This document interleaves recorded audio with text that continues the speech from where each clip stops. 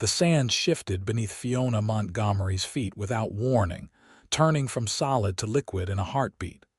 One moment she was searching the dry creek bed for her lost brooch, and the next she was sinking, the earth swallowing her like some great beast. "Help!"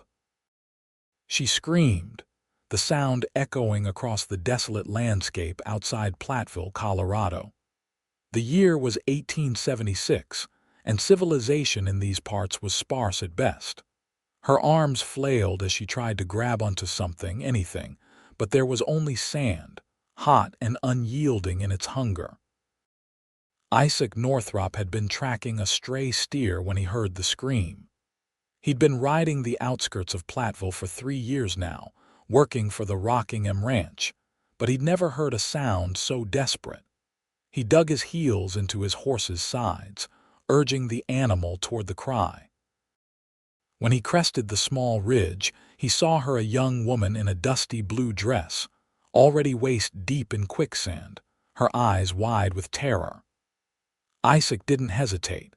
He unwound his rope from the saddle horn, forming a loop as his horse skittered nervously at the edge of the treacherous ground.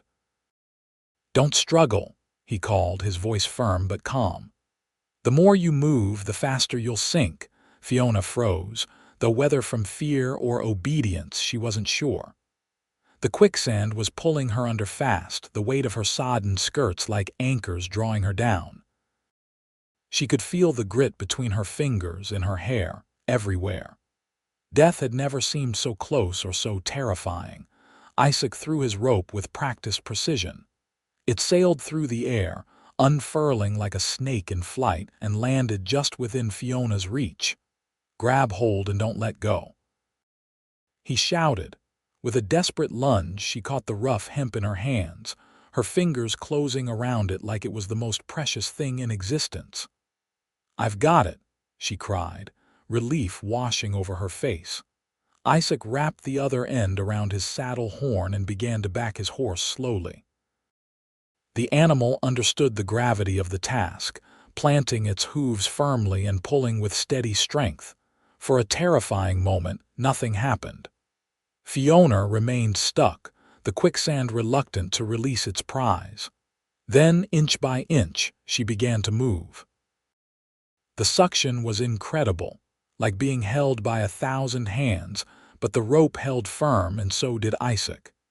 "Keep holding," he encouraged, his muscles straining as he helped the horse pull. Finally, with a great sucking sound, Fiona broke free from the quicksand's grasp. Isaac continued backing his horse until she was on solid ground, then quickly dismounted and ran to her side. She lay there, covered in wet sand, gasping for breath, her blue dress now a muddy brown. "Are you hurt, miss?" he asked, kneeling beside her. Fiona shook her head, still too overcome to speak. She looked up at the man who had saved her, tall and lean, with dark hair peeking from beneath a well-worn hat, and eyes the color of the Colorado sky. "Thank you," she finally managed, her voice shaky. "I thought I was going to die." "Not on my watch," Isaac replied with a small smile. He offered her his hand. "Isaac Northrop, madam. I work at the Rockingham." She took his hand, noticing the calluses that spoke of hard work and long days under the sun. "Fiona Montgomery. I just moved to Platteville to live with my aunt." Isaac helped her to her feet, and she stumbled slightly, her legs weak from exertion and fear. He caught her elbow, steadying her. "Miss Montgomery, you're shaking like a leaf. Let me take you home." "I'd be much obliged, Mr. Northrop," she said, suddenly aware of how disheveled she must look. Her pride wanted to refuse his help, but common sense prevailed. She was miles from town, covered in quicksand, and the sun was beginning its descent toward the horizon. Isaac lifted her onto his horse with ease, then mounted behind her. She sat stiffly at first, uncomfortable with the closeness to a man she'd just met, but as they began to ride, the rhythmic motion of the horse and the solid presence of Isaac at her back lulled her into a state of exhausted calm. "What brought you out to the creek bed alone?" Miss Montgomery?" Isaac asked as they rowed. Fiona sighed. "Foolishness. I lost a brooch my mother gave me before she died. I was walking along the creek after church yesterday when it came undone. I thought I could find it if I looked carefully enough." Isaac nodded, though she couldn't see his face. "That land can be treacherous after the spring rains. The creek overflow creates pockets of quicksand. Locals know to stay clear." "I'm clearly not a local," Fiona said with a rueful laugh. "I arrived from Philadelphia just 2 weeks ago." "Philadelphia," Isaac whistled low. "That's quite a journey. What brings you all the way to Platteville?" "My Aunt Martha is my only living relative. After my parents died of influenza last winter, she offered me a home." Isaac was quiet for a moment. "I'm sorry about your parents. Losing family is never easy." There was something in his voice that told Fiona he spoke from experience. She wanted to ask, but held her tongue. They were, after all, still strangers. As they approached town, the small cluster of buildings coming into view against the backdrop of mountains, Fiona became acutely aware of her appearance. Her hair had come loose from its pins, her dress was ruined, and she was covered head to toe in drying mud. What would people think, seeing her ride into town with a cowboy sitting improperly before him on the saddle? "Mr. Northrop, call me Isaac, please." "Isaac," she amended, "I'm concerned about appearances. Would you mind stopping at the edge of town? I can walk the rest of the way." He chuckled, the sound vibrating against her back. "Miss Montgomery, anyone who'd judge you for being rescued doesn't have the sense God gave a goose, but if it'll make you more comfortable, I'll stop." True to his word, Isaac reined in his horse at the outskirts of Platteville. He dismounted first, then helped Fiona down. Her legs nearly buckled when she tried to stand, and he caught her arms, steadying her once more. "Thank you again," she said, looking up at him. "I don't know how to repay you." "There's no debt," he said simply. "Anyone would have done the same." But Fiona wasn't so sure. There was a kindness in Isaac's eyes that suggested he was not just anyone. She brushed ineffectually at her dress, trying to regain some semblance of dignity. "My aunt's house is just past the church. I can make it from here." Isaac nodded but didn't immediately release her arms. "Miss Montgomery, would it be forward of me to call on you sometime? Perhaps when you're feeling more yourself?" The question surprised her. She'd spent the past year in mourning, focused on survival rather than social calls. The idea of a gentleman caller, especially one as handsome as Isaac, was unexpected. "I would like that," she said, and meant it. He smiled then, a genuine smile that transformed his weathered face. "I'll see you soon, then." Fiona watched him mount his horse with the easy grace of a man who'd spent his life in the saddle.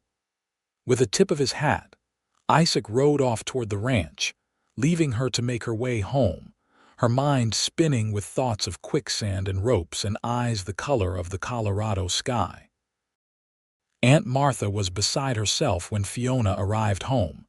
The older woman fluttered around her niece, clucking and fussing as she helped her remove her ruined dress. "Quicksand. Good heavens, child, you could have been killed," Martha exclaimed, pouring warm water into a basin. "And a cowboy rescued you. Who was this man?" "His name is Isaac Northrop. He works at the Rockingham Ranch," Fiona explained, wincing as her aunt scrubbed dried sand from her arms. Martha paused. "Northrop? Yes, I know of him. Quiet man, hardworking, came to Platteville a few years back." She gave Fiona a shrewd look. Handsome, too, if memory serves. Fiona felt heat rising to her cheeks. "I was hardly in a position to notice such things, Aunt Martha." Her aunt didn't look convinced. "Well, you should rest. That was a terrible ordeal. I'll bring you some broth."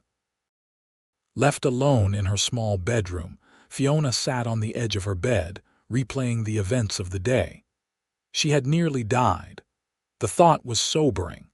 And yet, All she could think about was the way Isaac's hand had felt holding hers, strong and sure as he pulled her from death's grasp.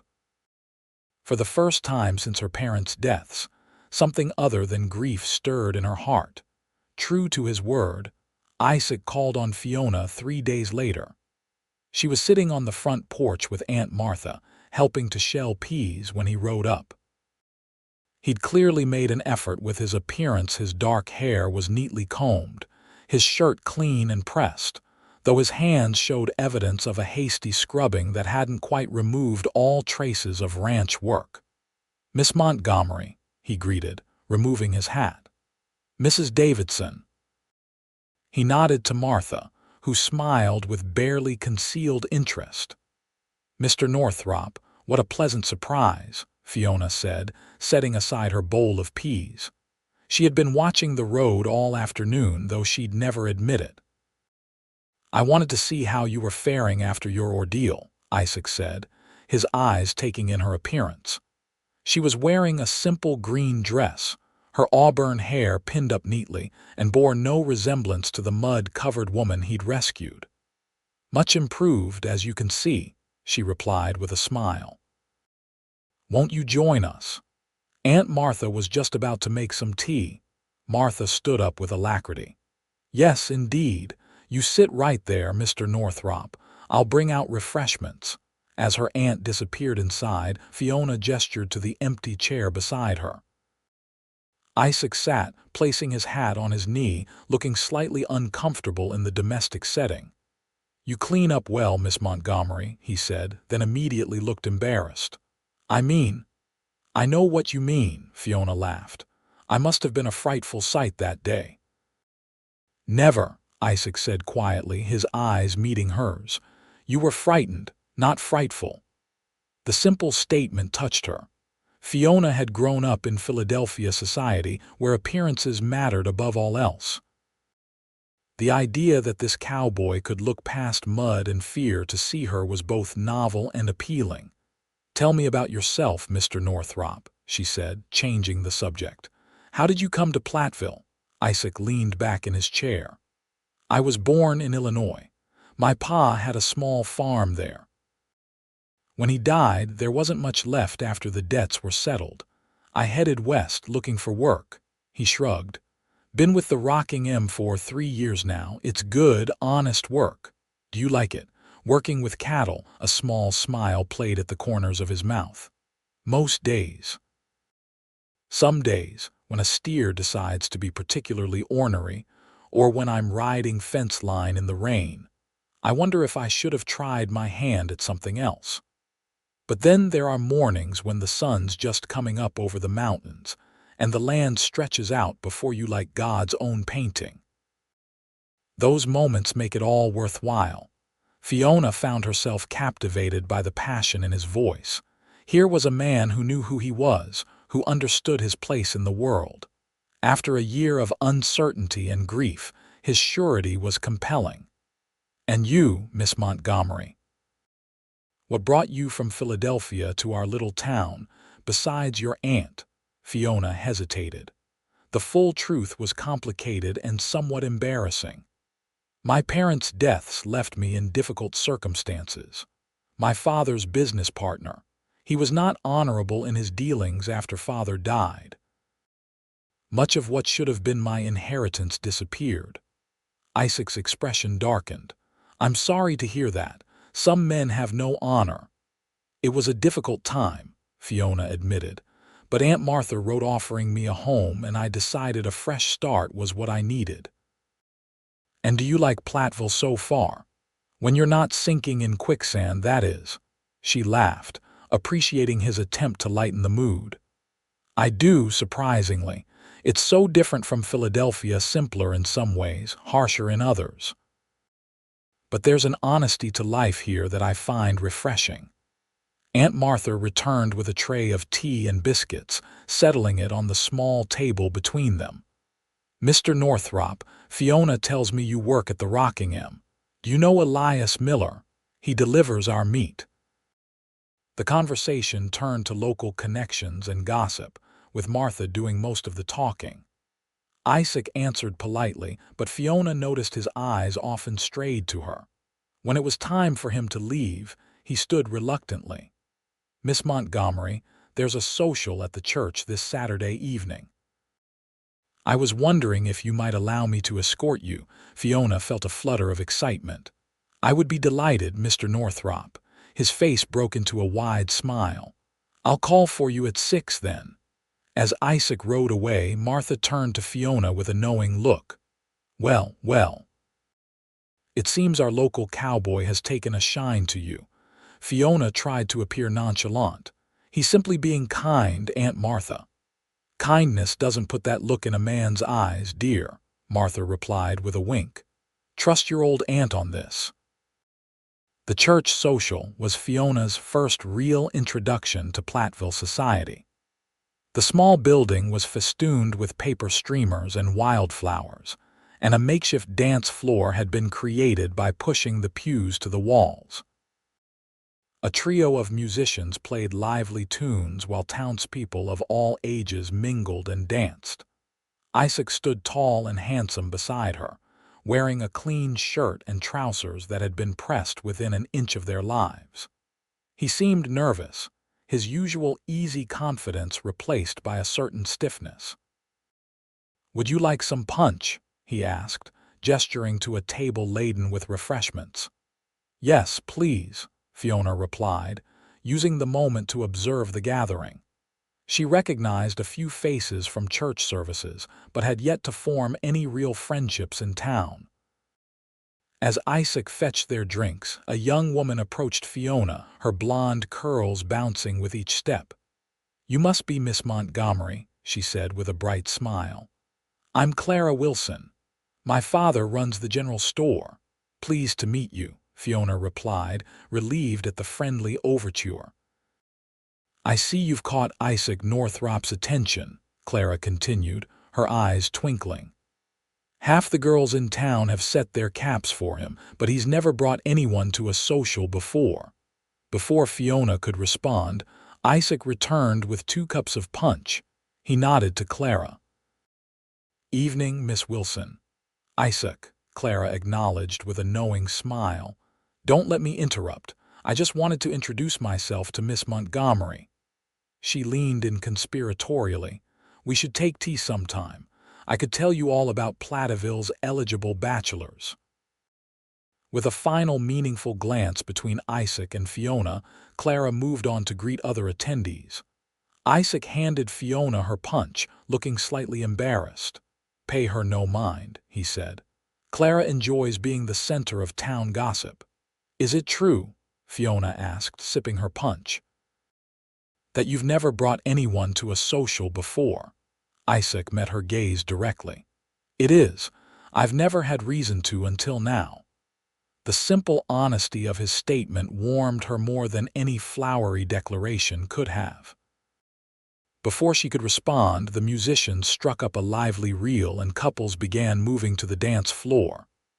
"Would you care to dance, Miss Montgomery?" Isaac asked, setting aside his cup and offering his hand. Fiona hesitated.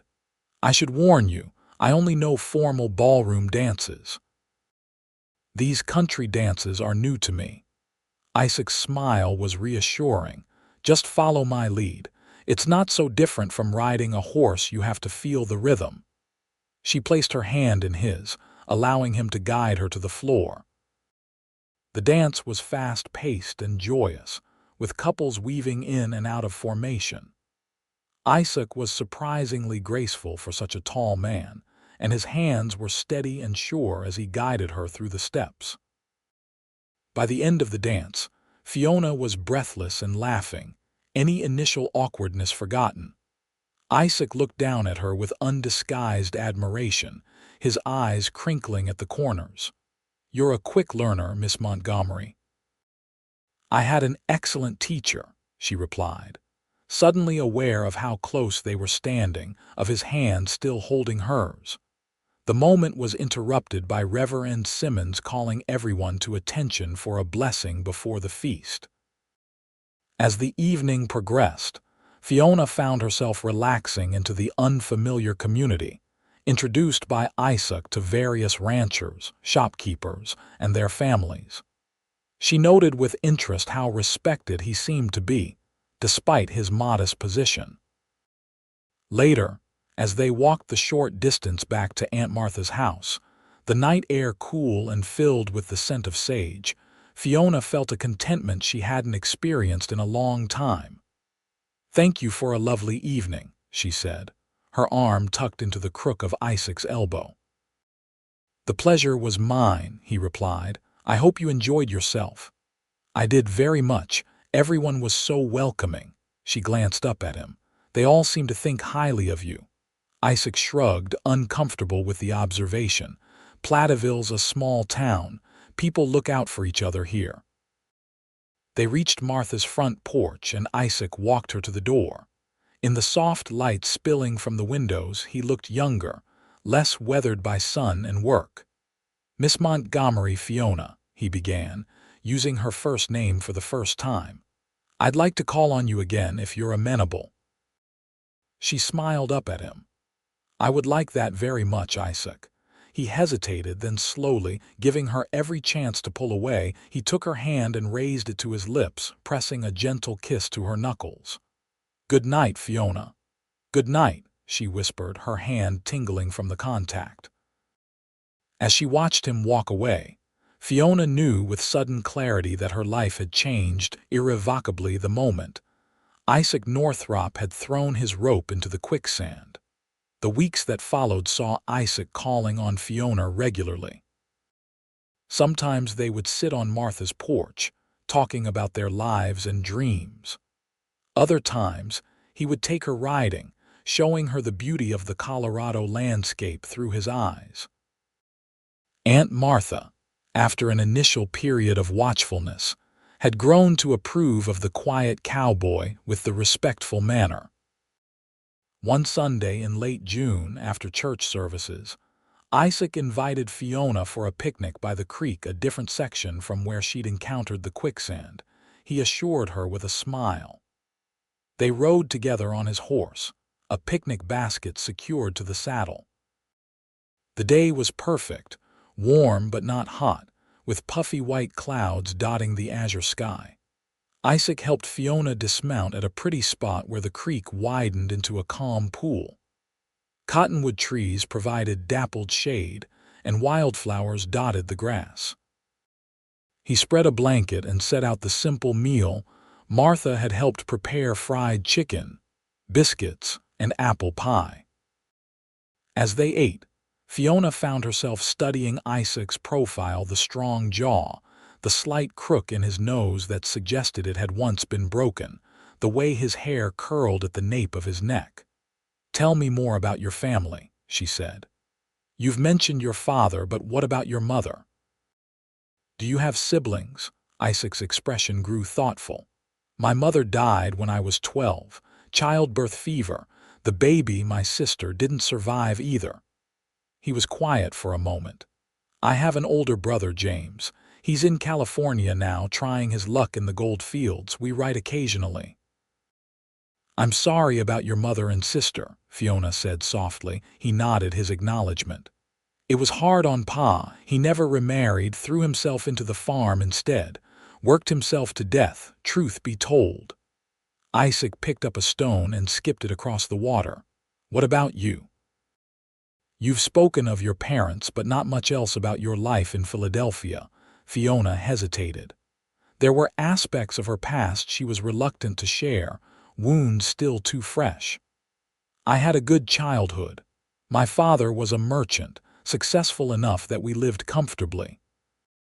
My mother taught me to play the piano and to appreciate literature. I was their only child, perhaps a bit spoiled." She smiled ruefully. "And was there anyone special in Philadelphia?" Isaac asked, his tone carefully casual. Fiona looked down at her hands. "There was a gentleman, Mr. Blackwell. We were informally engaged when my father died." She took a deep breath. "He broke off the engagement when it became clear my inheritance would be significantly less than expected." Isaac's face darkened. "Then he was a fool and unworthy of you." The vehemence in his voice surprised her. "It was for the best," Fiona said. "I see now that he never truly loved me, only the idea of what my father's money could provide. A man who measures a woman's worth by the size of her purse isn't a man at all," Isaac stated firmly. His righteous anger on her behalf touched Fiona deeply. "I believe everything happens for a reason," she said.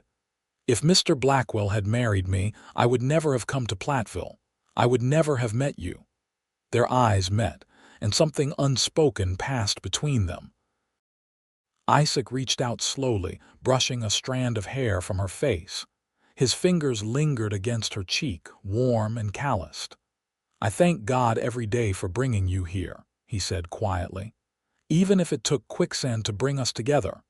Fiona laughed softly, leaning slightly into his touch. "A rather dramatic introduction, wasn't it?" "I wouldn't change a thing," Isaac replied, his gaze intense. "Fiona, I know I'm just a cowboy with little to offer but honest work and a faithful heart, but these past weeks with you—" He paused, seeming to gather his courage. "I find myself falling in love with you." The words hung in the air between them, simple and profound. Fiona felt her heart racing. She had known, of course had felt the growing connection between them, had recognized the warmth that filled her whenever he was near. But to hear him say it aloud made it real in a way it hadn't been before. "Isaac," she began, her voice barely above a whisper, "I've spent the past year feeling lost, as if I were sinking in a different kind of quicksand. But since the day you pulled me out, I've felt anchored, safe." She placed her hand over his, still resting against her cheek. "I'm falling in love with you too." The joy that transformed Isaac's face was beautiful to behold. Slowly, giving her every opportunity to pull away, he leaned forward and pressed his lips to hers in a gentle kiss. It was brief, chaste, but it sent warmth spreading through Fiona's entire body. When they parted, Isaac kept his face close to hers, his eyes searching her features as if memorizing every detail. "I never thought I could feel this way," he admitted. "When I came west, I thought I was leaving everything behind. I never expected to find everything I ever wanted." The rest of the afternoon passed in a golden haze of conversation and occasional shy touches. They spoke of their hopes and fears, of books they had read and places they had seen. As the sun began its descent toward the horizon, Isaac reluctantly suggested they should head back to town. "Aunt Martha will be wondering where we are," Fiona agreed, though she was reluctant to end their perfect day. They packed up the remains of their picnic, and Isaac helped Fiona onto his horse before mounting behind her. As they rode back toward Platteville, Fiona leaned back against his chest, secure in the circle of his arms. "When can I see you again?" Isaac asked, his breath warm against her ear. "Tomorrow," Fiona suggested, turning slightly to see his face. He smiled. "Tomorrow it is." The days that followed were the happiest of Fiona's life. She and Isaac settled into a routine of sorts. He would call on her after his work at the ranch, sometimes bringing small gifts. A wildflower he'd spotted on the range, a book of poetry from the mercantile, once even a kitten he'd rescued from a barn. Aunt Martha watched their courtship with approving eyes, often finding excuses to leave them alone on the porch swing or in the small parlor. The town of Platteville, too, seemed to embrace their relationship, with knowing smiles and friendly greetings whenever they were seen together. Summer turned to early autumn, the cottonwood leaves beginning to yellow against the still blue sky. On a crisp Saturday morning, Isaac arrived at Martha's house earlier than usual, dressed in his best clothes and riding a freshly groomed horse. "I thought we might ride up to the lookout point," he suggested when Fiona came out to greet him. "The valley's beautiful this time of year." Something in his manner, a nervous energy, an intensity in his gaze told Fiona this wasn't just an ordinary outing. She agreed eagerly. changing into her riding skirt and boots while Martha packed them a small basket of provisions. The ride to the lookout took them through golden aspen groves and across meadows where late wildflowers still bloomed. Isaac was quieter than usual, responding to Fiona's observations with distracted nods. Finally, they reached the promontory that overlooked the valley. Platteville lay below, a small collection of buildings nestled among the vast landscape. Beyond it, the mountains rose in majestic splendor, their peaks already dusted with early snow. Isaac helped Fiona dismount and secured their horses, then took her hand and led her to the edge of the lookout. The view was breathtaking. Miles of Colorado wilderness spread out before them, painted in autumn's rich palette. "It's beautiful," Fiona breathed, the wind tugging at her hair. "Yes, it is," Isaac agreed, but when she turned, she found him looking at her, not the landscape. He took both her hands in his. "Fiona, when I came to Colorado, I thought I was just looking for work. Now I realize I was looking for you." Her heart began to race as he dropped to one knee, still holding her hands. "I know I'm not a wealthy man. I don't have fine things to offer you. But I promise to work hard every day of my life to make you happy." His voice was steady, though she could feel a slight tremor in his hands. "Fiona Montgomery, would you do me the honor of becoming my wife?" Tears of joy sprang to Fiona's eyes. "Yes," she said without hesitation. "Yes, Isaac, I will marry you." His face broke into a radiant smile as he rose to his feet and pulled her into his arms. Their kiss was deeper this time, filled with promise and longing, a taste of the life they would build together. When they finally parted, Isaac reached into his pocket and pulled out a small velvet pouch. "I have something for you," he said, opening it to reveal a simple gold band with a small pearl set into it. "It was my mother's. My father gave it to me before he died, said I should save it for when I found the right woman." "Isaac, it's beautiful," Fiona whispered as he slid the ring onto her finger.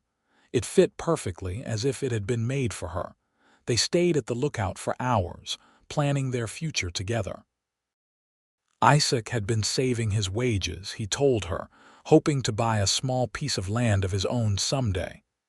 "It won't be much at first," he said, "but we can build on it over time. I want to give you a real home, Fiona." "Any home with you in it will be real enough for me," she assured him, resting her head on his shoulder as they watched the sun begin its descent. When they returned to Platteville, Aunt Martha was waiting anxiously on the porch. One look at their faces told her everything she needed to know. She enveloped them both in a tearful embrace, declaring it was about time and that she'd been planning the wedding feast in her head for weeks. News of their engagement spread through town like wildfire. The next morning at church, they were met with congratulations and well wishes from all sides. Reverend Simmons announced their betrothal from the pulpit, asking the congregation to pray for God's blessing on their union. The weeks that followed were a flurry of preparation. The wedding was set for late October, before the harsh winter weather made travel difficult for the few guests coming from outlying areas. Martha threw herself into preparations with gusto, sewing Fiona a wedding dress of cream-colored silk that had been shipped all the way from Denver. Isaac, meanwhile, had spoken to his employer, Mr. Miller of the Rockingham, about his plans to eventually buy his own land. To his surprise, Miller offered him a proposition. "I've got 100 acres on the north edge of my property," the older man explained. "Good water, decent grazing. Been thinking of selling it off anyway. You've been a good hand, Northrop. I'd be willing to sell it to you on terms." It was more than Isaac had dared hope for. The land wasn't large, but it was enough to start a small cattle operation of his own. With careful management and hard work, he could make it prosper. He brought the news to Fiona that evening, his eyes alight with excitement as he described the property and the arrangement Miller had offered. "It's perfect, Isaac," she said, sharing his enthusiasm. "When can I see it?" "Tomorrow, if you'd like. It's about an hour's ride from town." The next day they rode out to what would become their home. The land was beautiful rolling hills dotted with pine and aspen, a clear creek running through it, and enough flat ground for a small house and barn. "We'll build the house right there," Isaac said, pointing to a spot overlooking the creek. "We'll have a porch where we can sit in the evenings and watch the sun set." Fiona could see it all in her mind's eye, the house with its welcoming porch, children playing in the yard, Isaac returning from working the land, a life built on love and shared purpose. "It will be perfect," she said, squeezing his hand. As their wedding day approached, Fiona found herself reflecting on the journey that had brought her to this place and time. A year ago, she had been devastated by loss and betrayal, her future uncertain. Now she stood on the brink of a new life with a man whose strength and gentleness had captured her heart. The night before the wedding, she sat with Aunt Martha in the cozy kitchen, the older woman offering last-minute advice and reminiscing about her own brief marriage, cut short by her husband's death in a mining accident. "Love him well, Fiona," Martha said, patting her niece's hand. "That's all any of us can do, love well while we have the chance." "I will, Aunt Martha," Fiona promised, "and thank you for everything, for taking me in when I had nowhere else to go, for making me feel at home here." Martha's eyes misted over. "You've brought joy back into this old house, child. And into my life." She straightened, blinking back tears. "Now off to bed with you. A bride needs her rest." October 25, 1876, dawned clear and crisp, the sky a brilliant blue that matched Isaac's eyes. The small church in Platteville was decorated with autumn leaves and late-blooming wildflowers. Every pew was filled not just with townsfolk, but with ranchers and cowboys from miles around, all come to see Isaac Northrop, one of their own, take a bride. Fiona stood at the back of the church, her arm linked with Elias Miller's, who had offered to give her away in the absence of her father. Her cream silk dress, simple but elegant, rustled softly as she took deep breaths to calm her racing heart.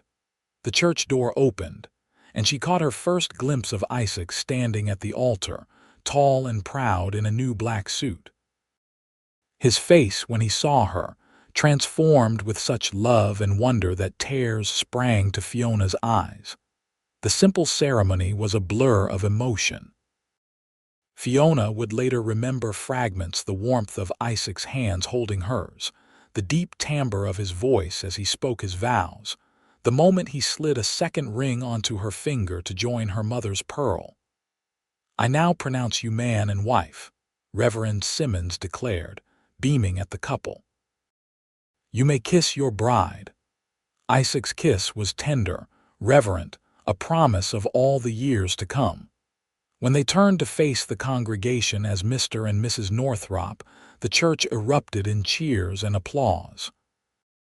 The celebration that followed at Aunt Martha's house spilled into the yard and street, as it seemed all of Platteville had come to wish them well. There was music and dancing, food and drink, laughter and tears of joy. As evening fell, Isaac and Fiona slipped away from the festivities, riding toward their new life together. Miller had loaned them the use of a small cabin on the rocking M while they built their own home. It was simple but comfortable, with a stone fireplace and sturdy furniture. Isaac lifted Fiona from the horse and carried her across the threshold, setting her down gently in what would be their first home together. "Welcome home, Mrs. Northrop," he said softly, cupping her face in his hands. "Home is wherever you are," Fiona replied, rising on tiptoes to kiss him. The months that followed were filled with hard work and deep joy. Isaac continued his duties at the Rockingham while clearing land and cutting timber for their house. Fiona divided her time between helping Aunt Martha at the millinery shop she ran in town and making their cabin a home. By spring, the walls of their new house were rising on the hill overlooking the creek.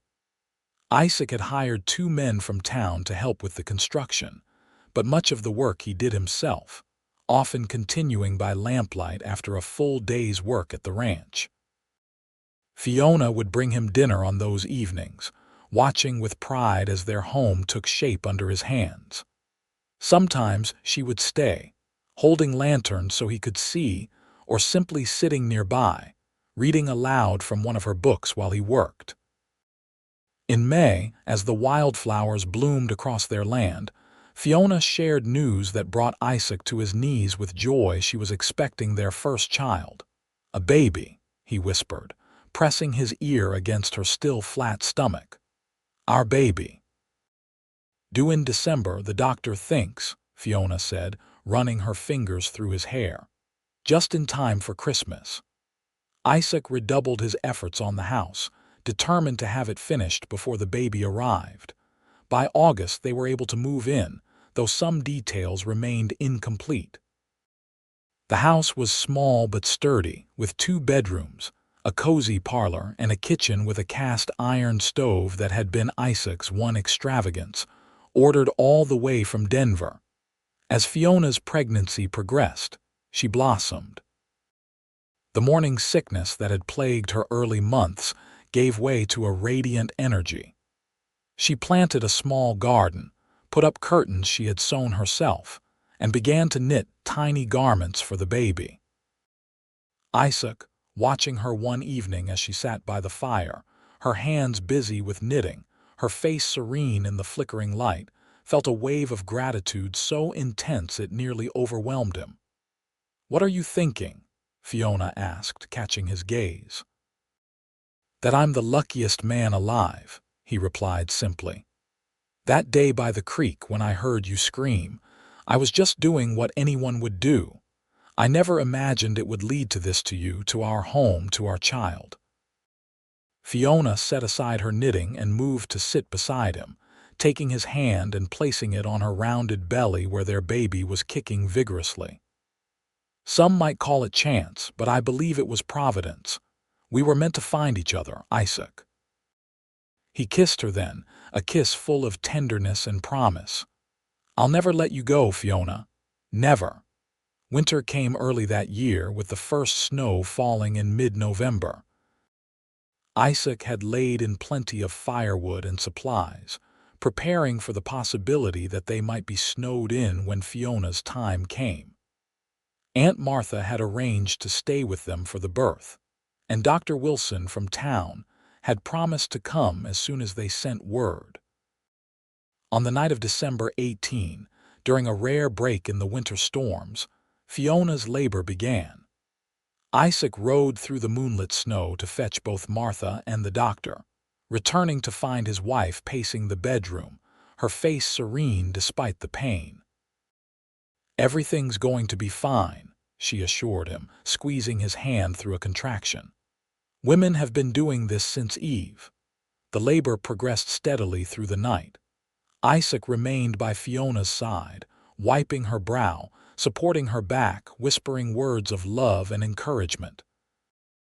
As dawn broke, painting the snow-covered landscape in shades of pink and gold, their son was born healthy and strong, with a lusty cry that filled the small house. "He's perfect," Isaac whispered, tears streaming unashamedly down his face as he held his son for the first time. "Absolutely perfect." "What shall we call him?" Fiona asked, exhausted but radiant. Isaac looked down at the tiny face, already showing hints of Fiona's features. "How about James, after my brother?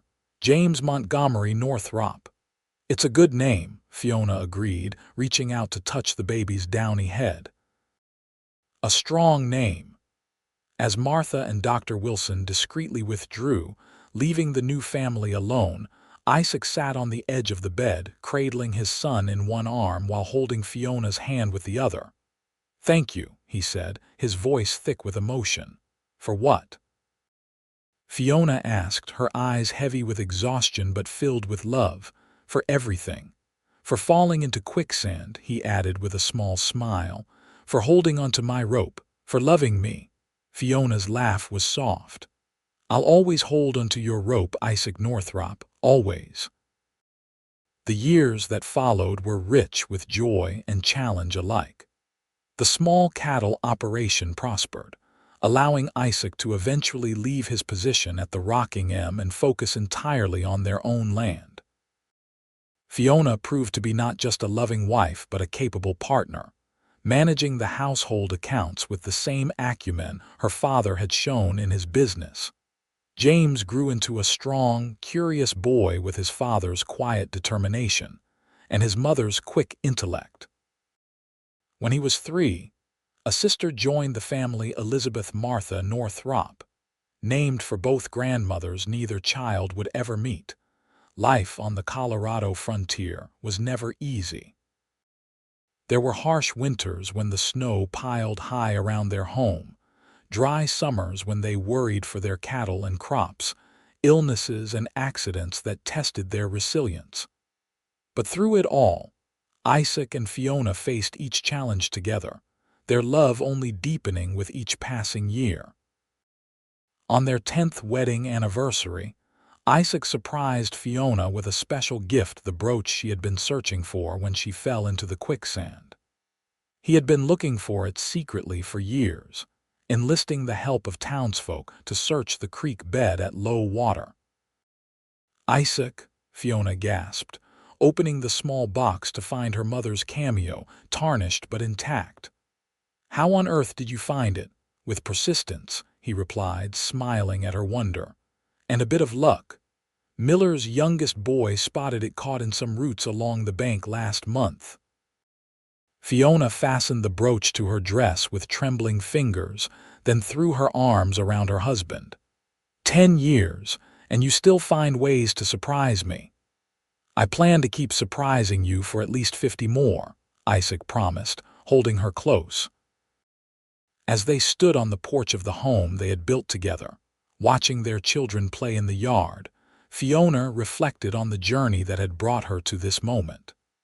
The loss of her parents and the betrayal by her former fiancé had seemed like the end of her world. Instead, they had been the beginning of a new life, one richer and more fulfilling than she could have imagined. Penny for your thoughts, Isaac said, his arm around her waist. I was just thinking about ropes, Fiona replied with a smile. Isaac raised an eyebrow. Ropes, About how sometimes, when we're sinking, all it takes is someone strong enough to throw us a lifeline and never let go. Isaac's eyes, still as blue as the Colorado sky, softened with understanding. He lifted her hand to his lips, kissing the simple gold band that had never left her finger in 10 years of marriage. I'll never let go, Fiona, he promised. Not in this life or the next. And he never did.